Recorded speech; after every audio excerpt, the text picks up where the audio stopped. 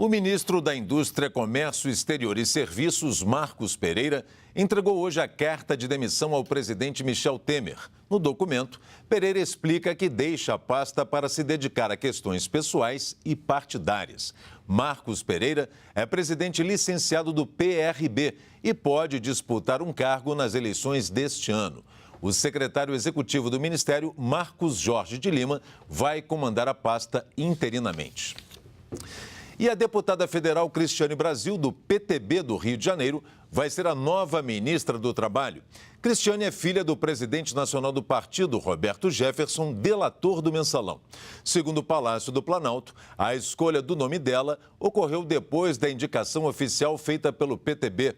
O ex-ministro do Trabalho, Ronaldo Nogueira, deixou o cargo no dia 27 de dezembro para ser candidato nas eleições deste ano. Os brasileiros viraram o ano com a sensação de que o auge da crise econômica ficou para trás, mas ainda acham que é importante saber se planejar financeiramente para 2018. É o que mostra uma pesquisa do SPC Brasil.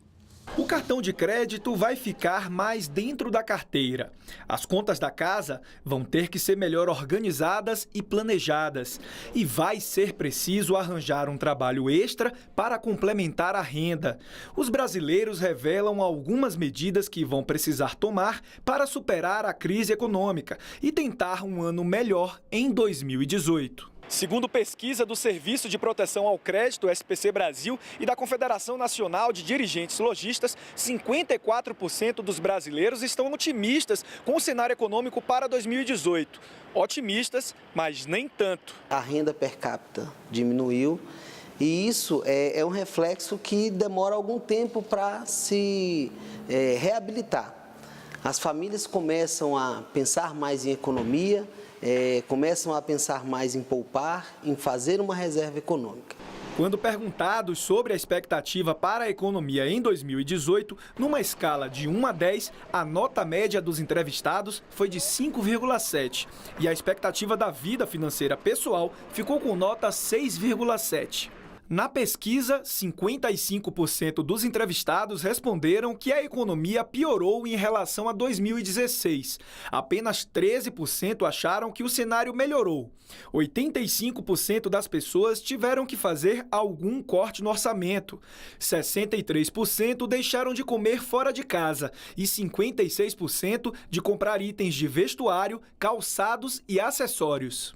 A palavra de ordem para 2018 é planejamento. Por isso, a maioria dos entrevistados pretende fazer alguma reserva financeira.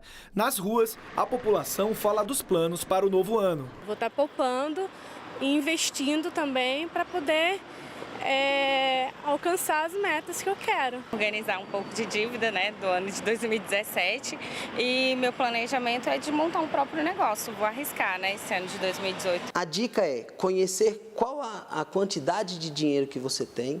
Isso pode te orientar em qual a possibilidade de investimento optar, o prazo e conhecer o mercado de investimentos um pouco melhor, porque temos opções de fundos de investimento, de ações, de poupança, que pode agregar um pouco de renda em relação à expectativa que se tenha dentro desses aspectos. A água é fundamental para a preservação do ser humano na Terra, mas nós não estamos sabendo usar esse recurso. E o pior, ela pode acabar. O desafio, segundo especialistas, é diminuir o desperdício na irrigação e seguir economizando o consumo. Bombeiro e inventor, o Josemar bolou um sistema que reutiliza a água da máquina de lavar automaticamente. Vendo a necessidade que as donas de casa também têm de fazer o reaproveitamento da água da amaciante, que é feito de forma manual. E tendo em vista também o racionamento que já está aí visível hoje e os efeitos estão sendo muito críticos. A invenção já tem até cliente, a cunhada dele, e ela garante que a novidade derrubou a conta d'água. Olha, eu já cheguei a pagar aqui em casa R$180. Agora eu estou pagando a taxa mínima, que é R$60. Moradores de Brasília, os dois sofrem com a falta d'água. A capital do país enfrenta hoje a maior crise hídrica da história. Pode até não parecer, mas a água não é infinita. Na verdade, ela faz parte de um ciclo. Depois da evaporação, uma parte das nuvens vira chuva. Do que cai, uma porção se infiltra no solo e ajuda a formar os lençóis freáticos. Já uma outra parte da água da chuva escoa e alimenta lagos, rios, córregos e o ciclo se reinicia. E esse movimento é contínuo. Então isso é o ciclo, que é a água. Então a gente pode dizer que a água que tem no planeta Terra, ela é finita, é o mesmo volume de água que está circulando continuamente. Daí a necessidade de não desperdiçar água. Na capital do país, existem 308 nascentes catalogadas. Pontos como esse, que dão origem a ribeirões, rios, represas. Só que nem todas essas nascentes têm condições perfeitas hoje. Nesse parque que fica no coração de Brasília, a gente encontra esse cenário ideal. E que cenário é esse? Uma nascente, como essa aqui atrás de mim, rodeada por muita mata. Essa relação é fundamental, não só para preservar as nascentes, como também os rios. Apaixonado pela natureza, esse ambientalista estuda o assunto há mais de 20 anos e costuma dizer que água se planta, ou seja, ela é a base de tudo. Quando a gente retira a floresta e planta milho, planta soja, planta cana, a gente colhe aquilo. 8 meses fica solo descoberto. Então uma chuva de 50 milímetros em uma hora, boa parte dela se perde, corre superficialmente, carrega solo para os rios. Então tampa, diminui a calha dos rios e não infiltra no solo, não abastece as nascentes. A gente perde essa água. Quando era floresta, não perdia. No mundo, 60% da água é usada na irrigação, para produzir alimentos. 15% vão para a indústria e outros 15% para o abastecimento humano. Outros usos ficam com 10%. Sistemas de irrigação mais eficientes, que usem menos água, né? E que consiga a máxima produção de alimentos. Tem que bater nessa tecla de reduzir o consumo, de diminuir o tempo do banho, de diminuir todas essas ações que se falam cotidianamente, que a gente ouve nas rádios, ouve nas TVs, deve ser ainda mantido isso, porque a gente ainda usa muito mais água do que seria necessário. Depois de 6 dias de protestos contra o governo do Irã, hoje surgiram manifestações a favor do regime. A TV estatal exibiu imagens de marchas em 3 cidades. Os manifestantes levavam bandeiras iranianas e fotos do líder supremo, o Ayatollah Ali Khamenei. Era uma resposta aos protestos dos últimos dias, que causaram a morte de 21 pessoas. Inicialmente, esses atos eram contra o custo de vida, mas logo se transformaram em desafios à elite religiosa que controla o país.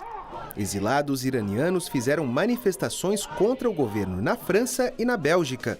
O comissário de Direitos Humanos da ONU pediu que o governo do Irã controle as forças de segurança para evitar mais violência e respeite o direito dos manifestantes à liberdade de expressão e a reuniões pacíficas.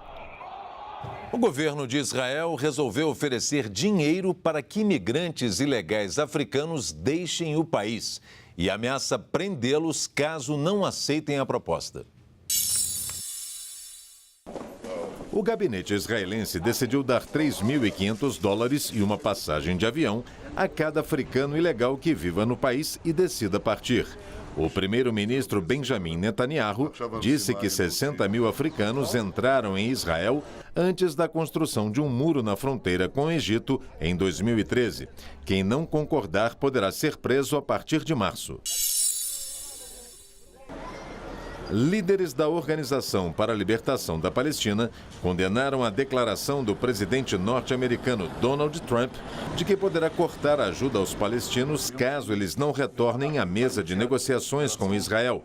Segundo esses líderes, os direitos dos palestinos não estão à venda e eles não sucumbirão a chantagens. Na Índia, uma manifestação de Dalits ou intocáveis obrigou o fechamento de lojas e escolas no centro financeiro do país, a cidade de Mumbai. Esses integrantes da casta mais baixa protestavam contra ataques de grupos hindus de extrema-direita, que mataram um Dalit na segunda-feira. Subiu para 48 o número de mortos num acidente ocorrido ontem no Peru. Um ônibus foi atingido por uma carreta e despencou num penhasco de 100 metros de altura. Apenas 6 pessoas sobreviveram. O início de janeiro é tempo de resoluções. O objetivo financeiro de quase metade dos brasileiros em 2018 é conseguir guardar uma parcela da renda. Hoje nós perguntamos: para que você pretende juntar dinheiro este ano? Para férias. Pretendo para férias. Para sair para viajar, conhecer vários lugares que a gente está fazendo hoje. Nesse ano de 2018, para viajar mais, curtir mais a família e adquirir alguns bens também, né? Trocar de carro, se Deus quiser, somente. E pela nossa transmissão ao vivo no Facebook, Lúcia Dutra disse: estou juntando dinheiro para trocar de carro. Já Cláudia Queiroz respondeu: estou poupando para mudar para Portugal. Participe das nossas perguntas do dia também no Twitter. Vai lá no Repórter Brasil e segue a gente.